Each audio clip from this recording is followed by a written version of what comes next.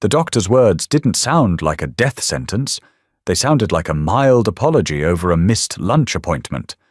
Irreversible. Beside her, Simon didn't scream or throw a chair. He simply let go of her hand.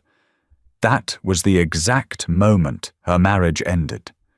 She was 32, utterly hollowed out, and suddenly disposable. She thought her life was over, rotting away in a fluorescent-lit diner. Then a man walked in with blood on his collar, a terrified little girl hiding behind his legs, and a look in his eyes that said he was just as broken as she was. The hum of the refrigerator in their suburban kitchen was suddenly the loudest sound in the world. For 5 years, that kitchen had smelled of roasting garlic, expensive vanilla extract, and the quiet, desperate hope of Sunday mornings. Today it smelled like bleach. Maeve had scrubbed the counters 3 times since they got home from the clinic. Her knuckles were raw, the skin flaking and white around the edges of her fingernails. Simon stood by the island, watching her. He wore his beige cashmere sweater, the one she bought him for their anniversary. He looked soft. He looked like a man who belonged in a life insurance commercial, tossing a football to a golden retriever. "You're going to take the top layer of marble off?" he said. His voice wasn't cruel. It was perfectly, agonizingly polite. Maeve stopped. The sponge in her hand dripped grey water into the sink. She didn't look at him. If she looked at him, she would have to see the pity. Pity was a suffocating thing. It crawled down your throat and laid eggs in your stomach. "I have to keep it clean," she muttered, dropping the sponge.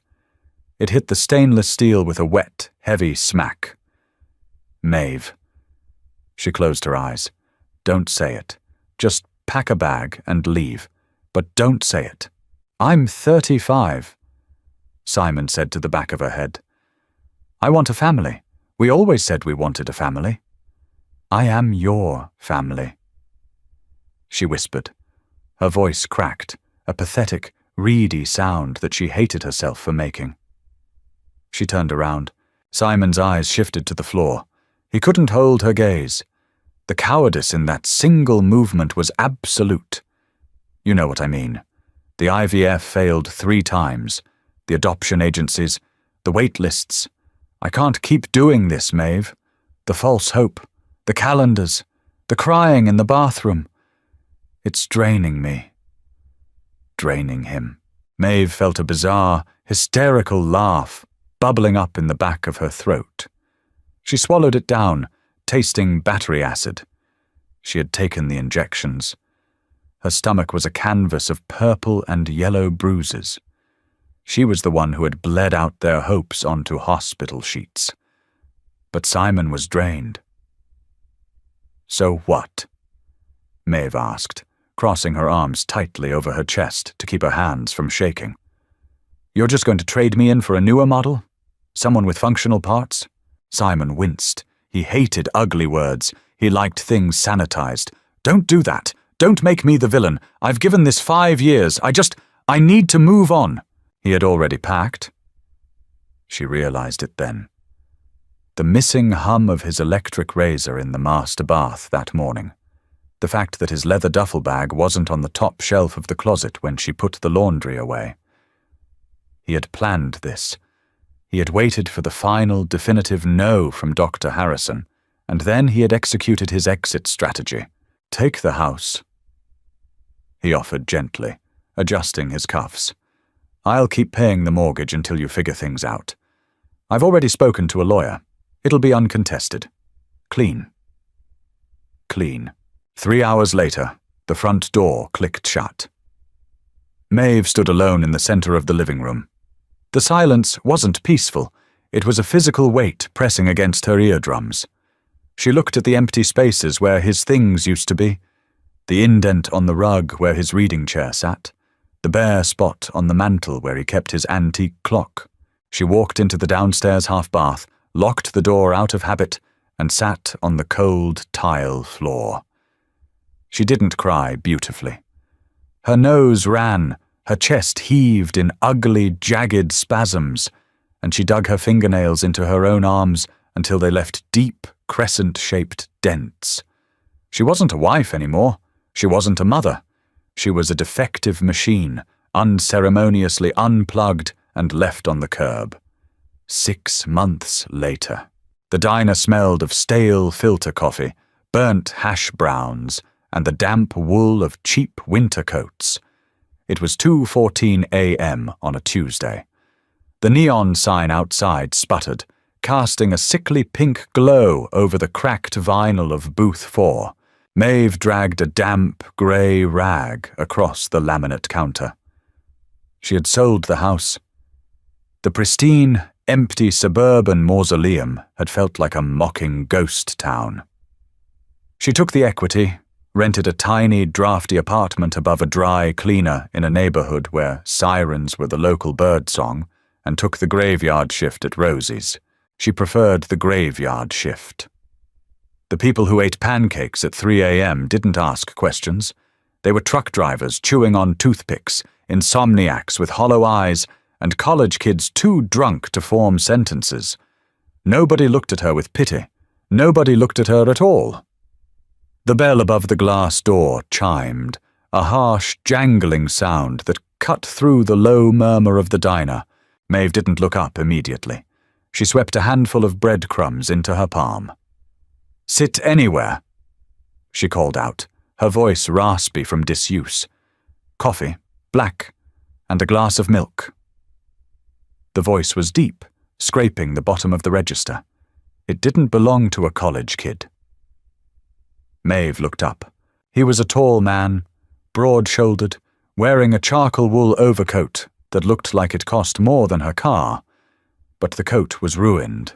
The left sleeve was torn, and a dark, wet stain was spreading near the hem, smelling sharply of copper and cold night air. Blood. He wasn't looking at her. He was looking down at the small shape huddled against his leg. It was a little girl, no older than 5. She was wearing a yellow raincoat over pink pajamas, mismatched rain boots, and she was clutching a battered stuffed rabbit so tightly her tiny knuckles were white. Her eyes were massive, dark, and utterly vacant. She was in shock. Maeve's heart did a strange, painful stutter in her chest, a dead nerve twitching. The man slid into a booth near the back, facing the door. He gently pushed the little girl into the corner of the booth, shielding her with his body. He kept his right hand inside his coat pocket. The shape of it was unmistakable. A gun.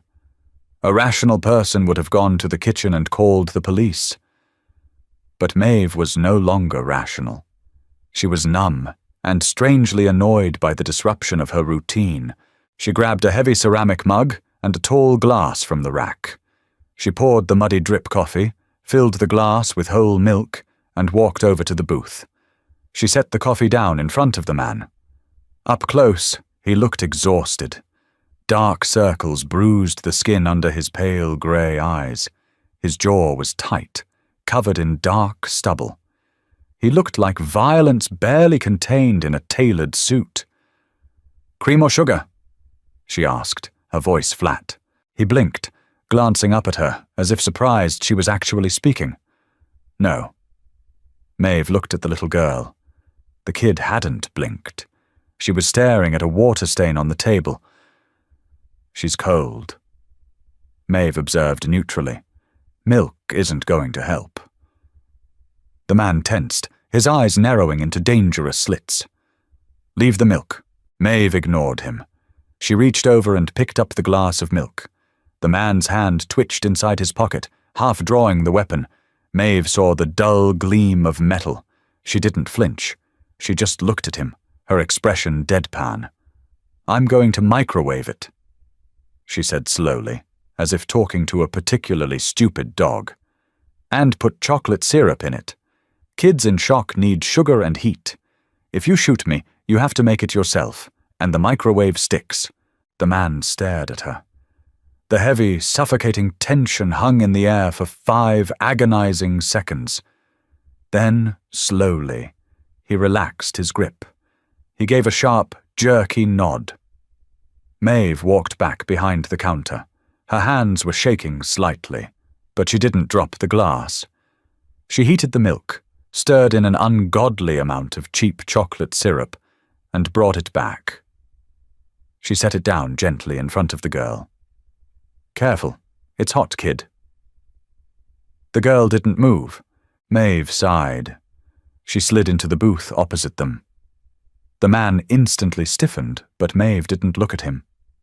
She looked at the girl. "My name's Maeve," she said quietly. The bustling, greasy noise of the diner seemed to fade away. "When I was little, I had a rabbit just like that, but mine only had one ear. My dog chewed the other one off." The little girl's eyes flickered. A tiny spark of life. She looked at Maeve, then down at her own rabbit, making sure it still had 2 ears. "You can hold the mug," Maeve instructed softly. "Just put your hands on the outside to warm them up." Slowly, agonizingly slowly, the girl reached out a trembling hand and pressed it against the warm ceramic. The man watched the exchange in total silence. He didn't touch his coffee. He just watched Maeve, his grey eyes calculating, taking apart her frayed waitress uniform, her tired face, the dark smudges under her own eyes. "She doesn't talk," the man said roughly. "Not since recently. Nobody has to talk here," Maeve replied, standing up. She grabbed her rag. "Take your time. Nobody's going to bother you." She walked away, leaving them in the dim pink light. She didn't look back when the door chimed an hour later, signaling they were gone. She just went to clear the booth. Underneath the empty ceramic mug, folded neatly, was a crisp $100 bill. A drop of dried blood stained the corner of Lincoln's face. He came back 3 days later. It was a Thursday afternoon. The diner was quiet, smelling of lemon floor cleaner and frying onions. Maeve was working a double shift to cover rent. The bell chimed. He didn't have the little girl this time. He was wearing a fresh suit, navy blue, perfectly tailored, clean. He looked less like a cornered animal and more like a predator surveying his territory.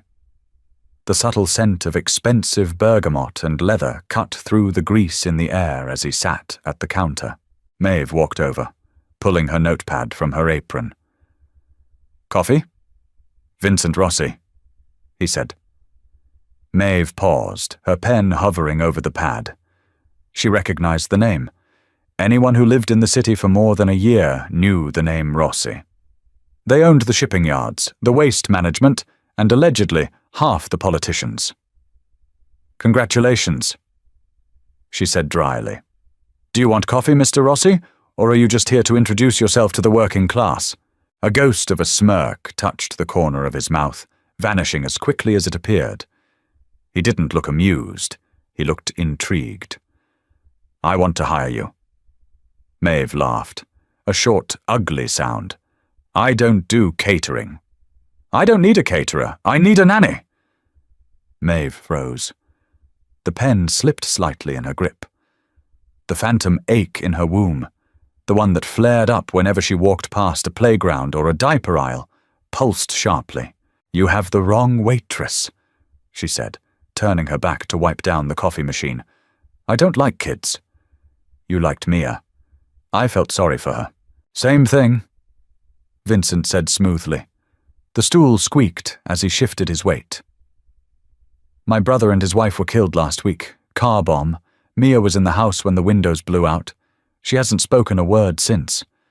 My lifestyle is complicated. I have staff, but they treat her like a porcelain doll or a ticking time bomb. They're terrified of her, and they're terrified of me." "And you think I'm not?" Maeve asked, turning back around. She leaned against the counter, crossing her arms. "You handed a hot drink to a girl sitting next to an armed, bleeding man, and you threatened him with a faulty microwave." Vincent stated flatly. "You didn't call the cops. You didn't scream. And more importantly—" He paused, his grey eyes dragging over her face, reading the hollow spaces beneath her cheekbones. "You look like someone who has absolutely nothing left to lose. I need someone who won't break when things get loud. Someone who doesn't ask questions." Maeve stared at him. She thought of Simon, folding his beige sweaters. Safe, soft, cowardly Simon. This man was the exact opposite. He was a walking hazard. Everything about him screamed danger, from the precise way he held his posture to the cold, dead calm in his voice. "I don't know anything about kids," Maeve whispered, the lie tasting like ash. "I bought parenting books. I painted a nursery yellow. I know the exact temperature a bottle should be. I don't care," Vincent said. He reached into his jacket and pulled out a thick envelope, sliding it across the laminate counter. $10,000 a week. You live at the estate. You have your own wing. Your only job is to make sure Mia eats, sleeps, and forgets the sound of shattering glass. You deal with her. I deal with everything else. $10,000 a week. It was absurd. It was Mafia money, dirty and soaked in blood. Maeve looked at the envelope. She thought of her freezing apartment. She thought of the little girl with the vacant eyes, clutching the one-eared rabbit. She remembered how the ceramic mug had warmed the kid's freezing fingers. She was broken. She was infertile. She had been thrown away because she couldn't build a family. And now a violent criminal was offering her a fractured, traumatized piece of one on a silver platter. "It's a trap," her brain screamed. "You'll get attached. You'll get hurt." "I want weekends off," Maeve said, her voice devoid of any emotion. Vincent Rossi didn't smile, but the tension in his shoulders dropped a fraction of an inch. "Done. Pack your things. A car will be waiting outside your apartment at 6. He stood up, buttoned his jacket, and walked out. He didn't leave a tip this time. When the black SUV pulled up to her building later that evening, Maeve only had 2 duffel bags. She left the heavy winter coat behind. She wouldn't need it where she was going. The Rossi estate wasn't a house. It was a fortress masked as a mansion. Wrought iron gates swung open silently, revealing a sprawling driveway lined with manicured hedges and men in dark suits smoking cigarettes in the shadows. The tires crunched over expensive gravel. When Maeve stepped out of the car, the air smelled of damp earth and distant wood smoke. It didn't smell like bleach. The heavy oak front door opened. Vincent stood in the foyer. He wasn't wearing a suit jacket and his tie was loose. He looked suddenly domestic, yet utterly out of place in his own home. Behind him, peeking around the corner of a massive mahogany staircase, was a mop of dark hair. Mia. Maeve dropped her bags. The heavy thud echoed in the grand, cavernous hall. She didn't look at the expensive art or the crystal chandelier. She looked at the little girl. "Hey, kid," Maeve said, her voice rough, echoing the cynical, tired truth of her own heart. "I brought marshmallows this time." Mia didn't speak, but slowly her small hand reached out and gripped the wooden banister, her dark eyes fixing on Maeve with something that looked terrifyingly like hope. The Rossi estate did not breathe. Homes breathed. They sighed with the shifting of wooden floorboards. They hummed with the vibration of washing machines. They retained the lingering, warm scent of sleeping bodies and baked bread. This place was a vacuum. It was 40,000 square feet of imported Italian marble, soundproofed walls, and cold, echoing perfection. It smelled of lemon oil, dustless air, and the faint, metallic tang of security detail standing just out of sight. Maeve's bedroom was in the east wing, a sprawling suite decorated in muted greys and stark whites. The mattress was a monstrous plush thing that swallowed her whole. On her first night, she lay awake staring at the vaulted ceiling, feeling a phantom ache in her ribs. It was too quiet. For the past 6 months, Her lullaby had been police sirens, the rattling radiator, and the muffled arguments of the couple living next door. Here, the silence was aggressive. It pressed against her eardrums until they rang. She rolled out of bed at 5 a.m., driven by the lingering muscle memory of the diner's graveyard shift. She bypassed the heavy silk robe left at the foot of her bed, pulling on her faded grey sweatpants and a worn, oversized t-shirt. Her bare feet slapped softly against the freezing marble hallway. The kitchen was a pristine expanse of stainless steel and black granite. A man in a crisp white chef's coat was already there, aggressively whisking something in a copper bowl. He stopped, his whisk hovering in mid-air as Maeve shuffled in. "I am Paul," he announced, his accent thick and vaguely European. He looked at her sweatpants with deep, unconcealed sorrow. "I prepare the morning meals. Mr. Rossi takes his espresso at 6. The child takes her breakfast at 7. The child has a name," Maeve said, her voice raspy. She dragged a hand through her unbrushed hair, bypassing the chef entirely to yank open a massive, double-door refrigerator. "And what are you making her?" "A frittata, with spinach and Gruyere." Maeve paused, staring at a row of perfectly aligned, expensive, sparkling waters. "She's 5, Paul, and she watched a car bomb go off a week ago. She doesn't want Gruyere. She wants something that doesn't require chewing." Paul puffed up his chest, deeply offended. "Mr. Rossi demands optimal nutrition. Mr. Rossi isn't the one scraping untouched spinach into the garbage disposal every morning." Maeve interrupted flatly. She grabbed a plastic jug of whole milk, a loaf of cheap white bread from a hidden pantry shelf she'd scouted the night before, and a jar of peanut butter. "I've got it from here. Go make your espresso." She didn't wait for his permission. She moved to the island, dropping the items onto the cold stone. She was a waitress. She knew how to feed people who were running on empty. You didn't give them complexity. You gave them heavy, warm, familiar calories. At exactly 6:45 a.m., a tiny, ghost-like figure appeared in the kitchen doorway. Mia was wearing an oversized pink nightgown, her bare toes curling against the cold floor. The stuffed one-eared rabbit was tucked firmly under her left arm, held in a chokehold. She didn't say good morning. She just stared at Maeve with those massive, dark, vacant eyes. "Sit," Maeve commanded gently, not looking up from the stove. Mia didn't move. Maeve sighed, wiping her hands on a dish towel. She didn't walk over and scoop the girl up. She knew better. Pity and coddling were suffocating. They made you feel like a victim.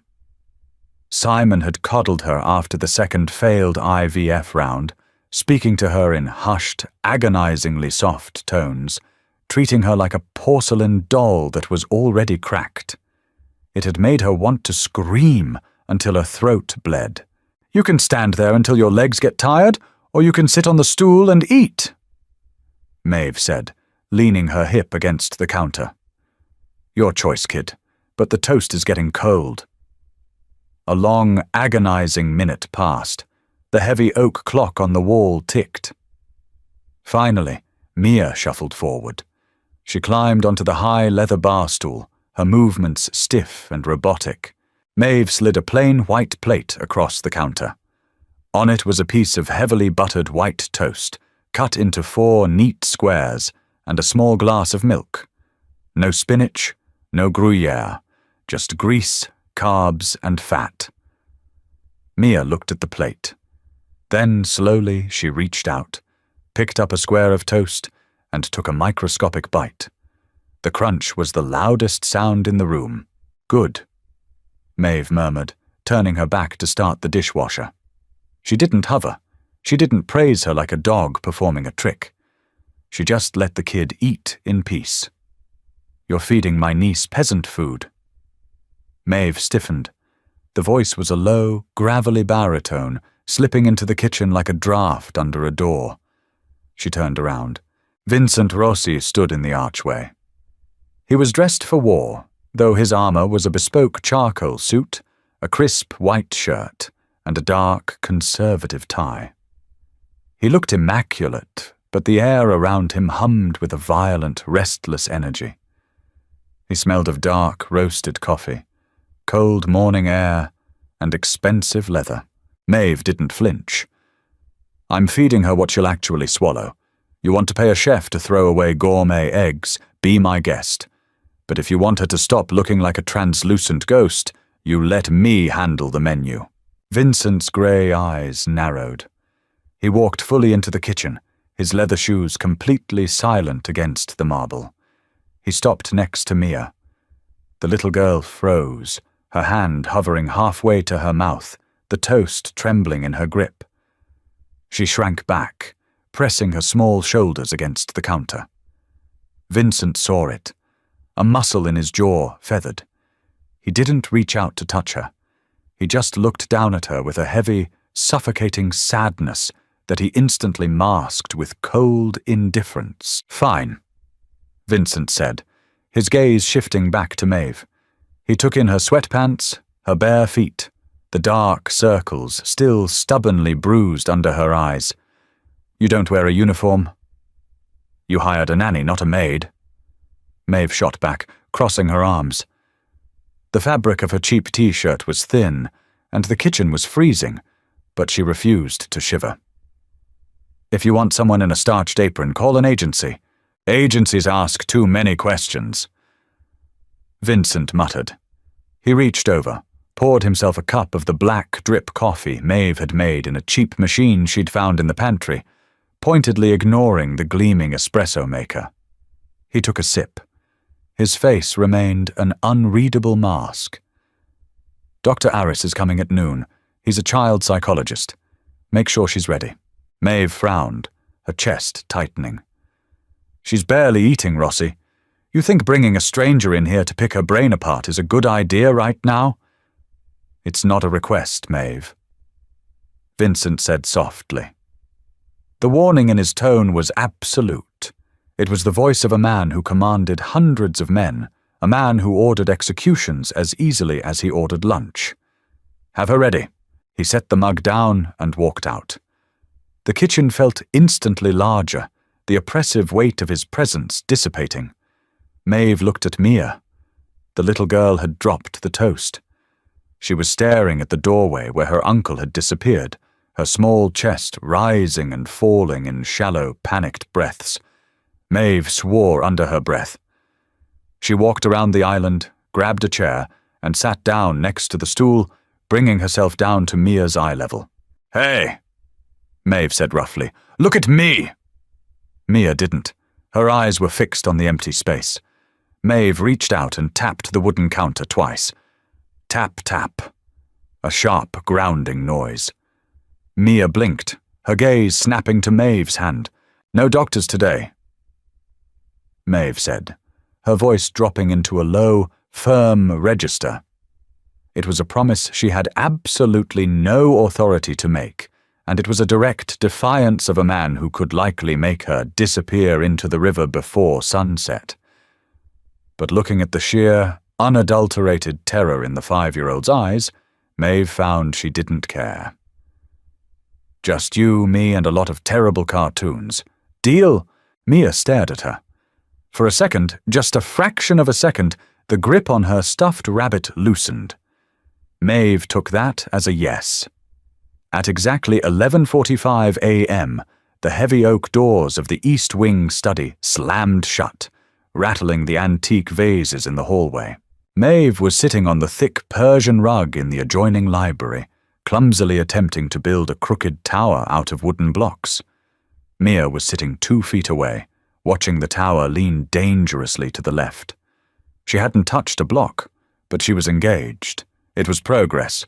Then came the shouting. It was muffled by the thick walls, but the sheer volume and violence of the tone bled through the plaster. Men's voices, harsh and grating, rapid-fire Italian mixed with guttural English curses. Mia flinched violently.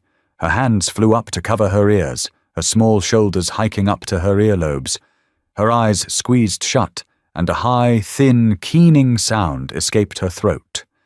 The first sound she had made in weeks. It wasn't a word. It was the sound of a cornered, terrified animal. Maeve's heart slammed against her ribs.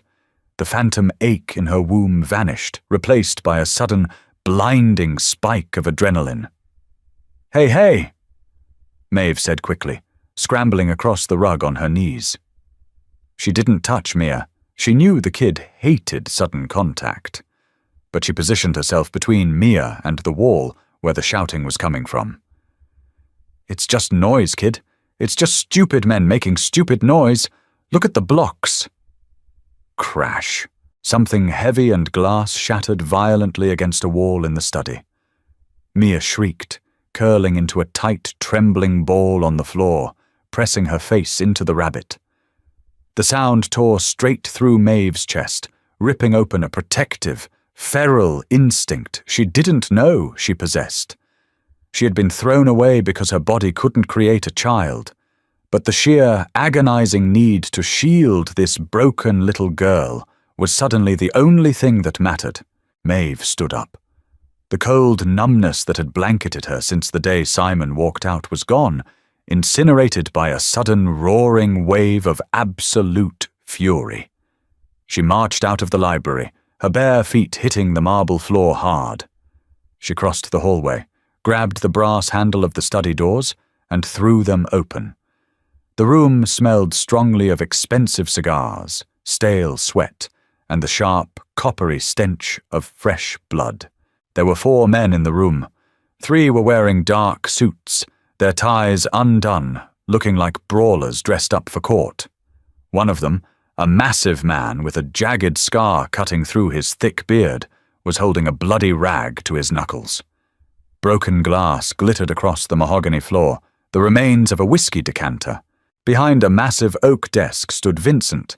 His jacket was off, his shirt sleeves rolled up to his elbows, revealing forearms corded with tension and dark ink. He looked lethal.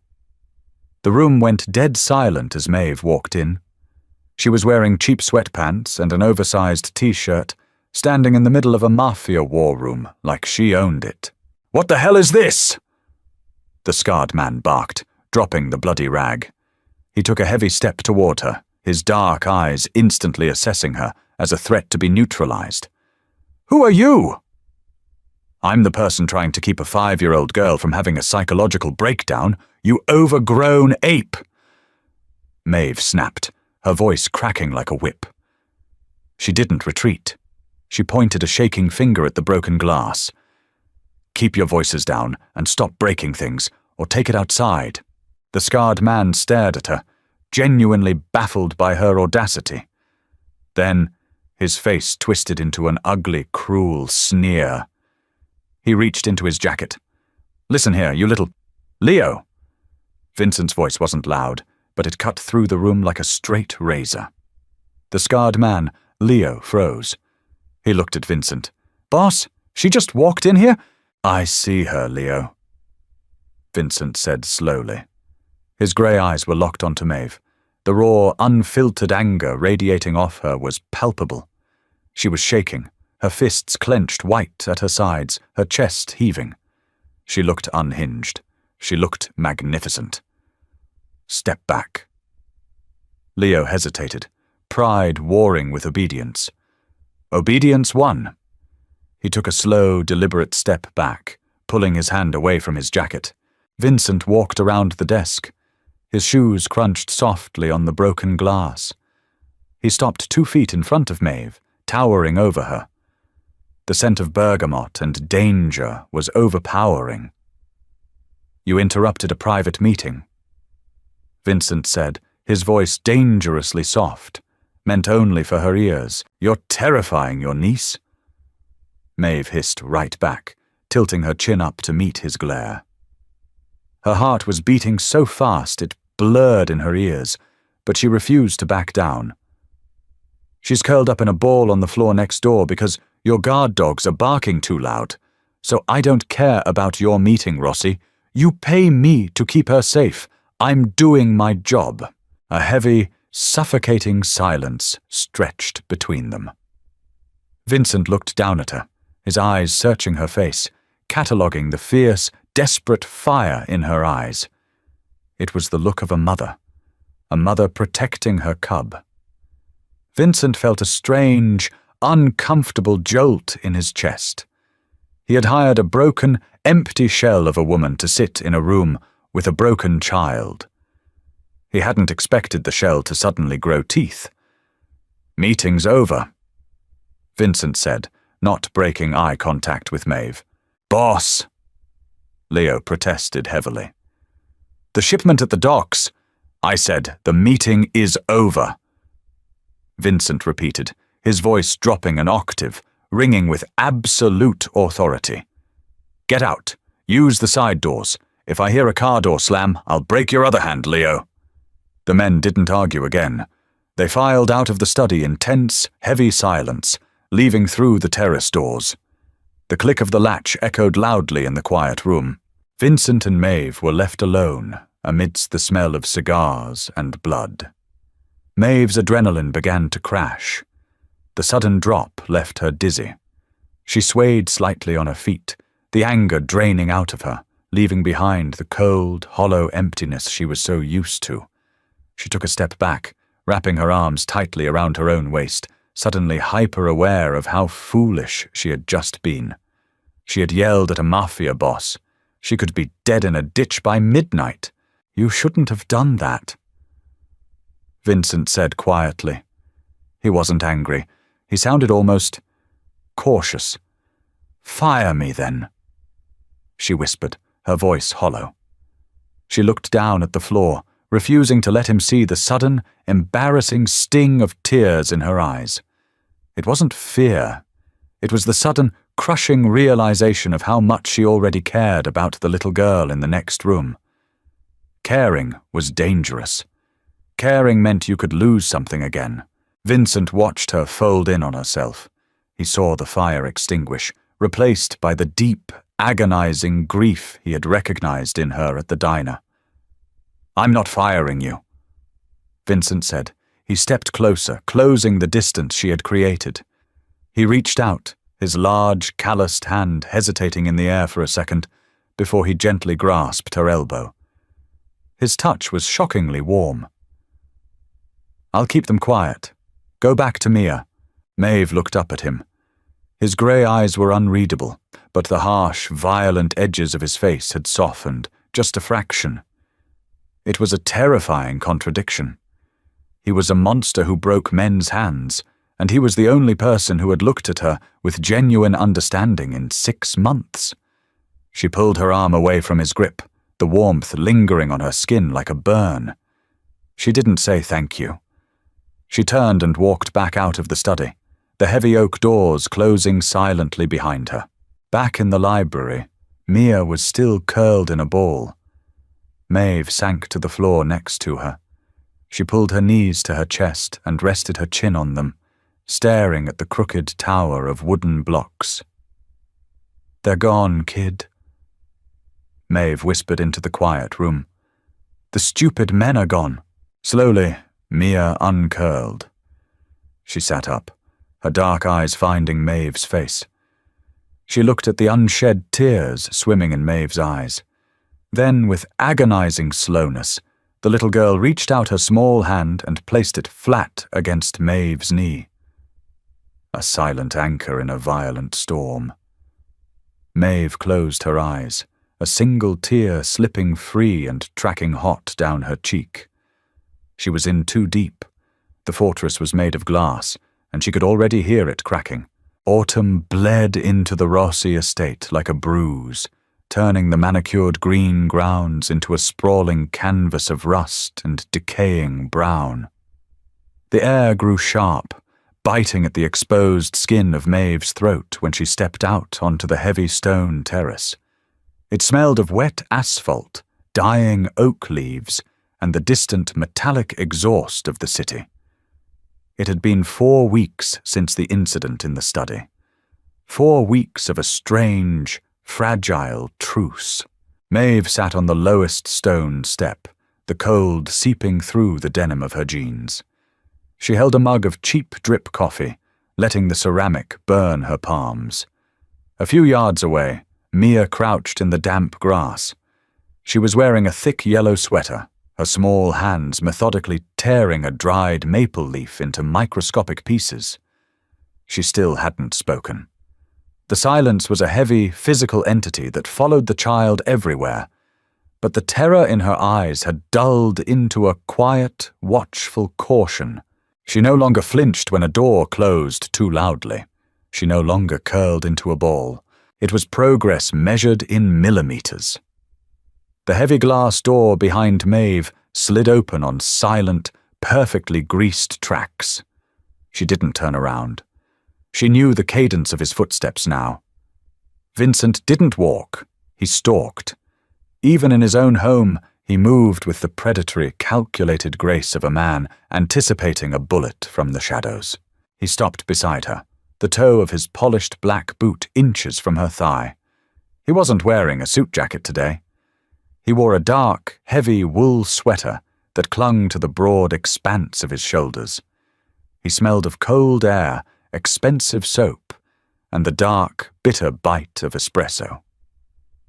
"She's destroying my landscaping," Vincent observed. His voice was a low rumble, devoid of any real annoyance. "She's performing an autopsy on a leaf," Maeve corrected flatly, taking a sip of her coffee.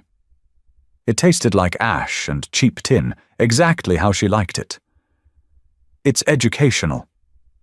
Vincent offered a quiet, huffing sound that might have been a laugh in another life. He didn't walk away.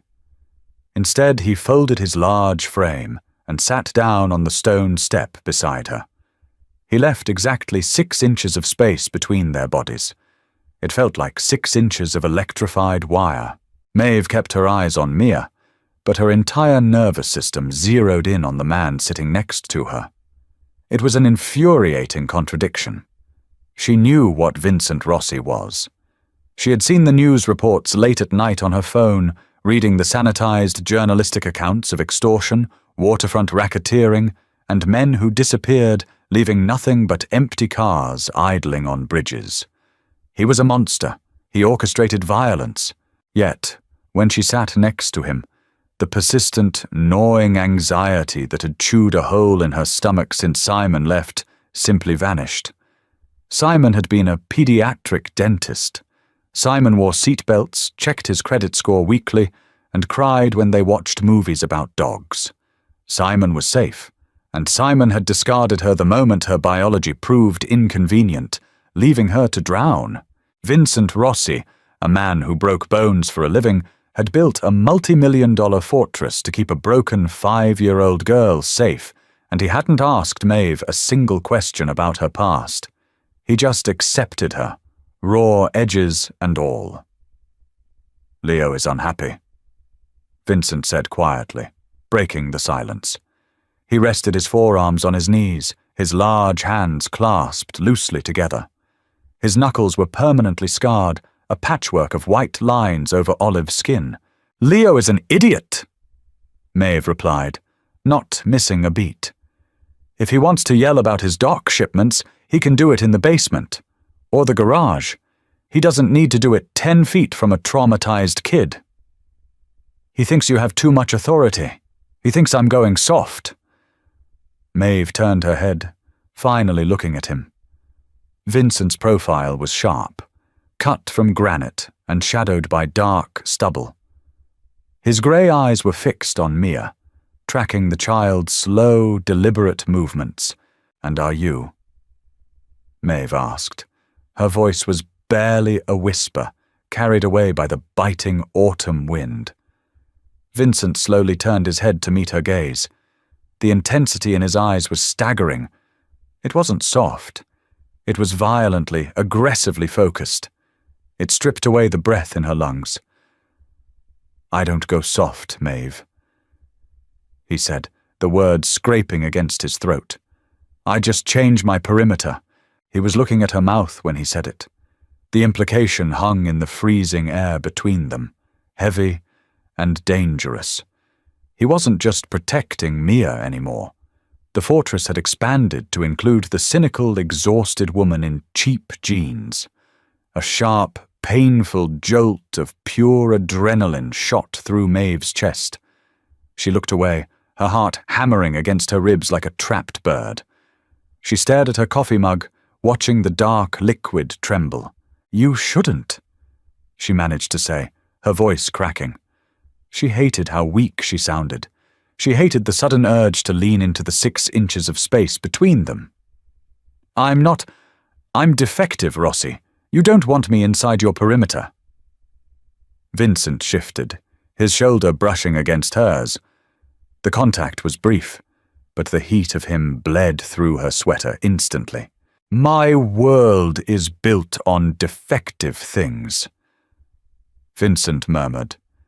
"Things that are broken, things that have to be forced into shape. I don't want pristine. Pristine shatters when you drop it."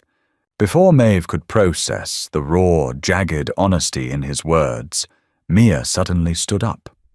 The little girl dropped the shredded leaf, turned around, and began walking toward them. She didn't look at Vincent. She walked straight to Maeve, climbed onto the cold stone step, and wedged herself forcefully into the space between Maeve's legs.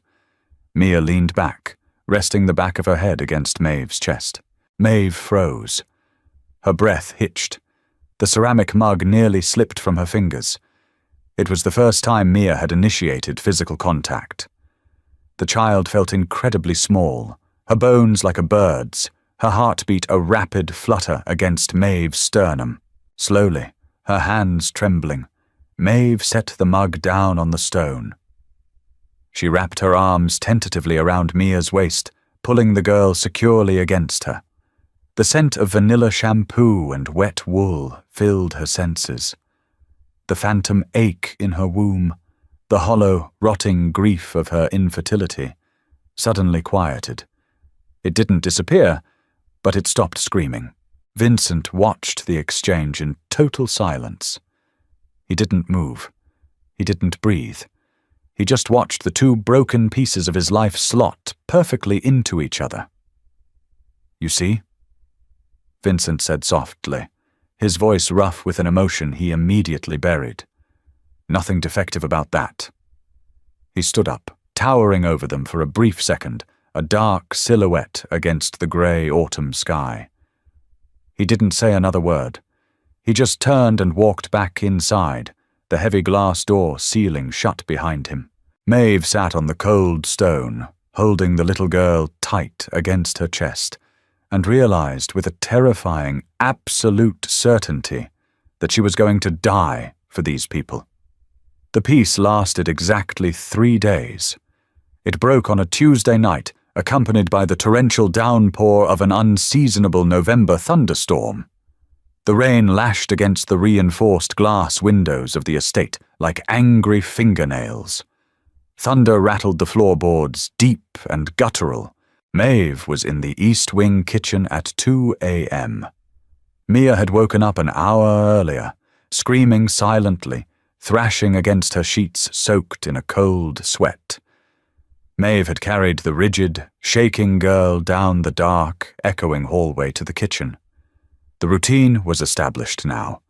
Warm milk, a dim light, and absolute, unwavering presence. Mia sat on the granite counter, wrapped tightly in a thick grey blanket. Maeve stood between the child's knees, slowly stirring a mug of milk on the induction stove. The kitchen smelled of ozone from the storm and the faint, sweet scent of chocolate syrup. "It's just the sky complaining," Maeve murmured, keeping her voice low and steady. She tapped the wooden spoon against the rim of the pot. Tap, tap. Grounding noise. Sometimes the sky gets angry and needs to yell. It doesn't mean anything is broken. Mia blinked slowly, her dark eyes reflecting the dim yellow glow of the stove light. She clutched her one-eared rabbit tightly, her knuckles white. Then the lights went out. It wasn't a flicker. It was an instant, suffocating plunge into pitch blackness.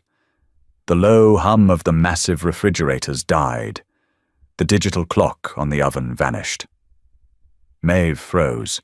Her hand tightened around the handle of the pot. A storm could knock out power, yes. But the Rossi estate had a commercial-grade backup generator that was supposed to kick in within 3 seconds. 1, 2, 3, 4. Nothing.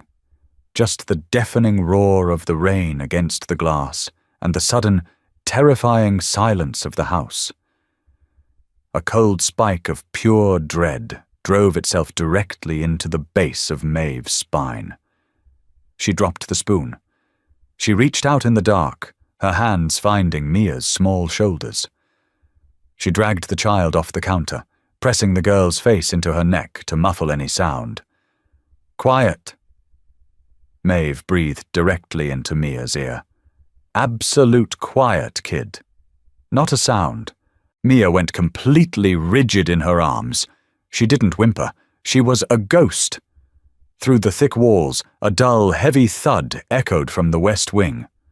It didn't sound like thunder. It sounded like a door being kicked off its hinges. Maeve's heart slammed against her ribs with violent force. She needed a weapon. She blindly reached for the butcher block on the counter, her fingers wrapping around the thick, heavy handle of a carving knife. She pulled it free. She didn't run for her bedroom. The bedroom had large windows and a single door. It was a trap. Instead, she moved backward, her bare feet sliding silently against the freezing marble floor, navigating purely by memory. She backed into the massive walk-in pantry, sliding behind a heavy wooden rack of canned imported tomatoes. She sank to the floor, pulling Mia into her lap, wrapping her own body around the child like a human shield. She held the knife in her right hand, the blade resting against her thigh. She squeezed her eyes shut. "Breathe. Don't make a sound. Breathe." The silence stretched, agonizing and thick.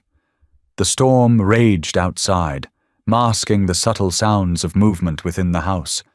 Maeve's muscles cramped, burning with adrenaline. The smell of damp fear radiated off her own skin. Then she heard it. Footsteps in the kitchen. Not the soft, familiar padding of Paul the chef. Not the silent, predatory stalking of Vincent. These were heavy, wet, and frantic. The squeak of rubber soles against the marble. Someone muttered a curse in a language Maeve didn't recognize. A flashlight beam sliced through the darkness, sweeping violently across the kitchen floor, bleeding in sharp angles under the crack of the pantry door. Mia buried her face deeper into Maeve's collarbone. Maeve clamped her left hand over the child's mouth, a desperate, necessary violence to ensure silence. She tightened her grip on the carving knife until her fingers cramped. The heavy footsteps moved closer to the pantry. The beam of light hit the door. The handle rattled. Maeve stopped breathing. The blood roared in her ears, drowning out the thunder. She calculated the angle. If the door opened, she had to aim for the throat or the femoral artery. There was no room for hesitation. If she missed, they were dead. The pantry door swung open. The blinding white light hit Maeve's face. She didn't blink. She uncoiled her muscles, driving herself upward off the floor, launching forward with a guttural, feral scream, thrusting the heavy knife straight toward the dark silhouette holding the flashlight. A large hand caught her wrist mid-air. The grip was absolute, crushing the bone. The sheer force of the block halted her momentum instantly, jarring her shoulder. "Maeve!" The voice was a harsh, breathless roar. The flashlight dropped, hitting the floor and spinning wildly, casting erratic shadows across the walls. In the chaotic, shifting light, Maeve saw him. Vincent. He was soaked in rainwater. His face was smeared with dark, wet grease and a streak of fresh blood cutting across his cheekbone. He was holding an assault rifle in his left hand. His right hand was still locked around her wrist in a vice grip, keeping the carving knife an inch from his own throat. He was breathing heavily, his chest heaving, his grey eyes wide and wild with a panic she had never seen before. It wasn't the cold, calculating look of a Mafia boss. It was the frantic, raw terror of a man who thought he had lost everything. Maeve stared at him, her brain short-circuiting. The knife clattered to the floor. Vincent dropped her wrist. He didn't step back. He closed the distance, dropping the rifle so it hung by its strap, and grabbed her by the shoulders. He hauled her against him. The impact knocked the breath out of her lungs. He smelled of gunpowder, rain, and coppery blood.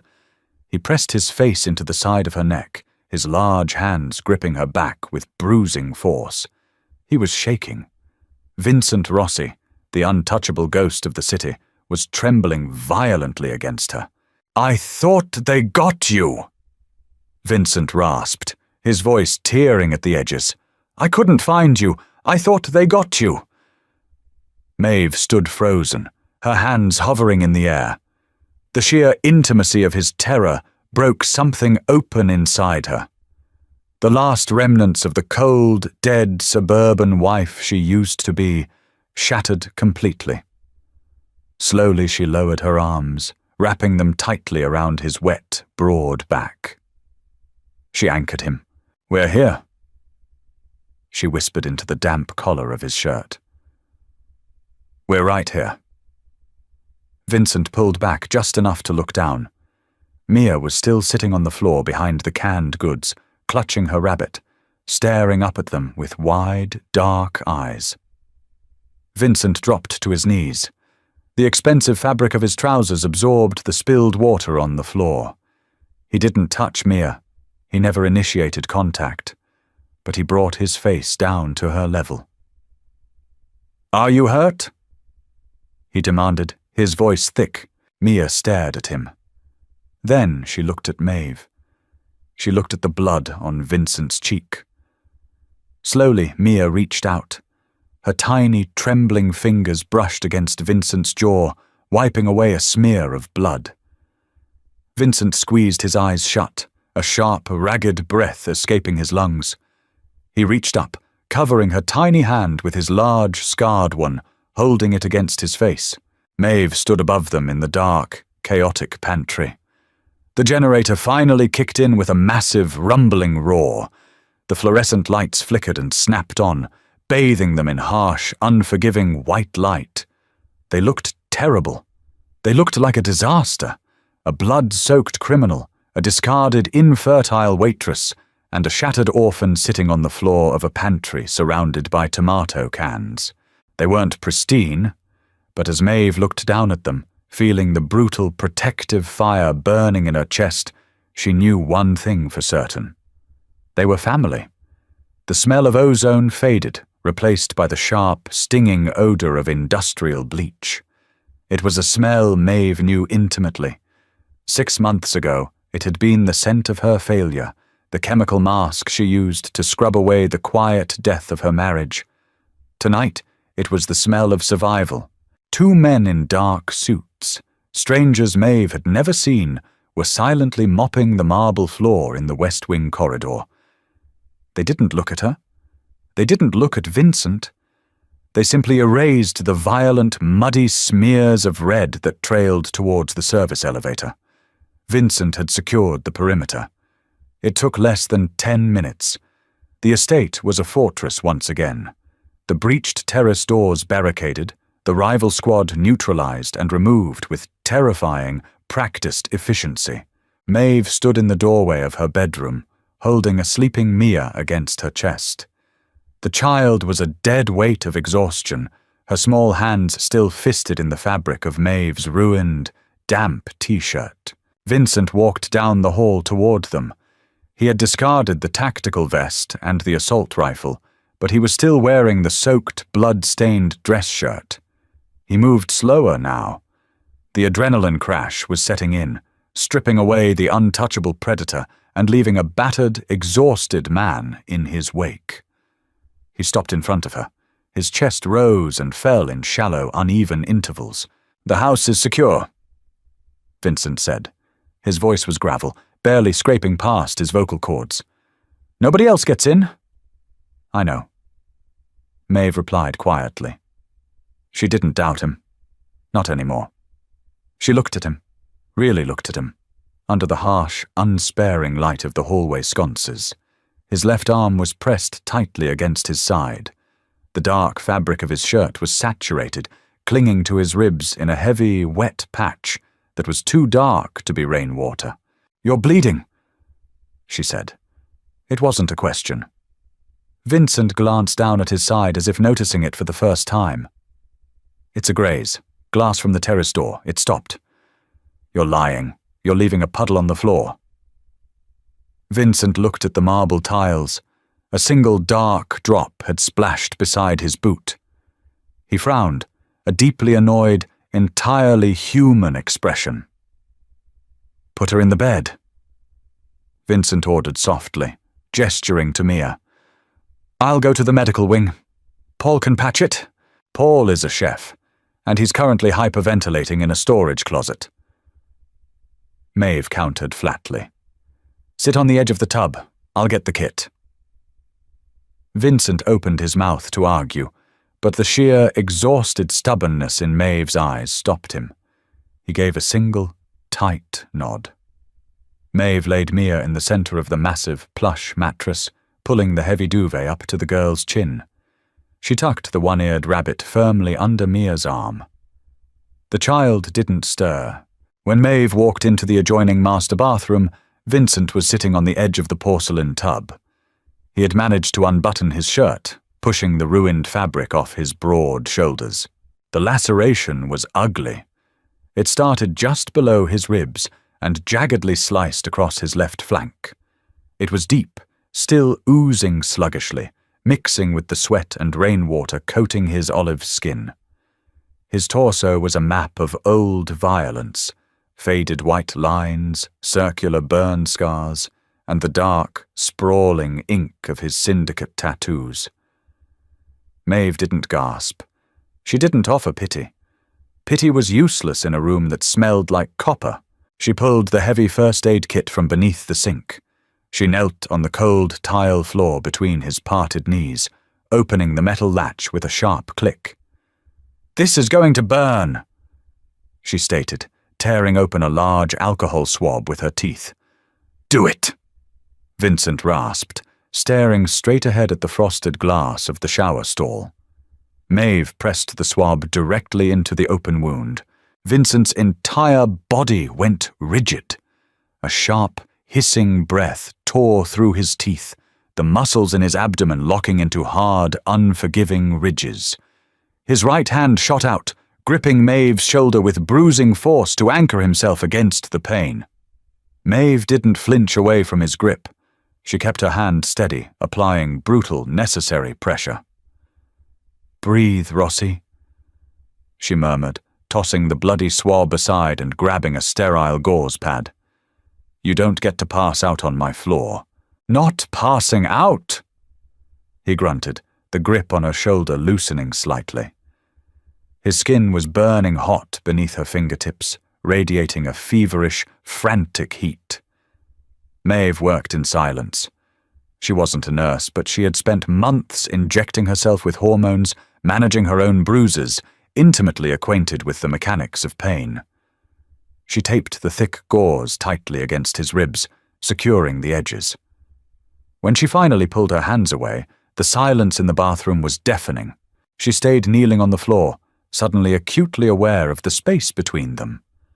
Or the lack of it. She was trapped between his knees, her sweatpants brushing against the damp wool of his trousers. She looked up. Vincent was looking down at her. The wild, frantic terror from the pantry was gone, replaced by a dark, heavy intensity that anchored her to the floor. He slowly brought his right hand up from her shoulder, his calloused thumb dragging a rough, gentle path along her jawline.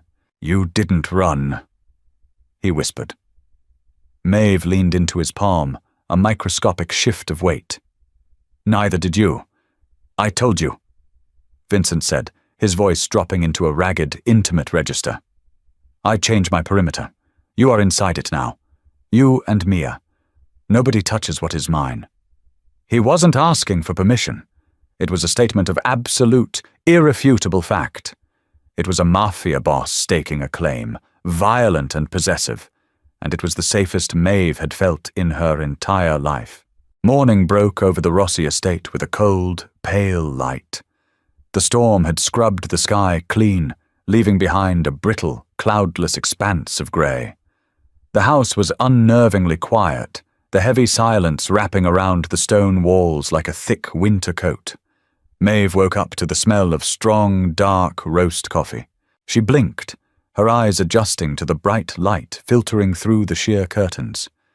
She was lying on her side in the massive bed. The space beside her was empty, the sheets cold, but the indentation of a small body remained in the center of the mattress. Mia was gone. Panic, cold and sharp, spiked in Maeve's chest.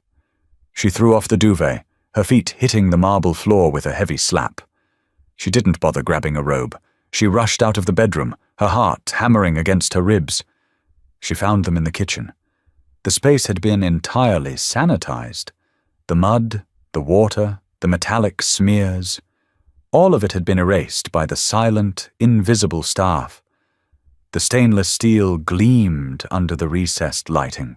Vincent sat at the granite island. He was wearing clean, pressed black trousers and a dark grey Henley that stretched tightly across his broad shoulders, concealing the fresh bandages on his ribs. He looked immaculate, dangerous, and completely out of place next to the tiny figure sitting on the stool beside him.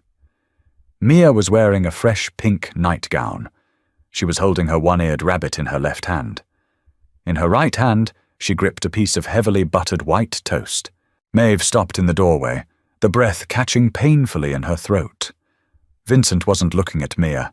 He was reading a leather-bound ledger, sipping from a plain black mug.